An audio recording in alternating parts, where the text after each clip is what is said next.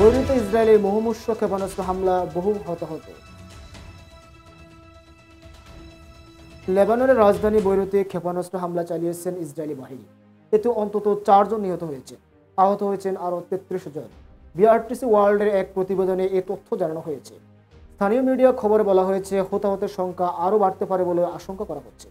স্থানীয় বাসিন্দারা জানিয়েছেন, বৈরুতে রাস্তায় হামলা হয়েছে, এতে অনেক ভবন বিধ্বস্ত হয়েছে। লেবাননের ন্যাশনাল নিউজ এজেন্সি বলেছেন, ইসরায়েলের যুদ্ধ বিমানগুলো 5টি ক্ষেপণাস্ত্র ছুড়ে একটি 8তলা ভবন পুরোপুরি বিধ্বস্ত করেছে। ঘটনাস্থলে বহু অ্যাম্বুলেন্স ছুটে যাওয়ার শব্দ শোনা গেছে।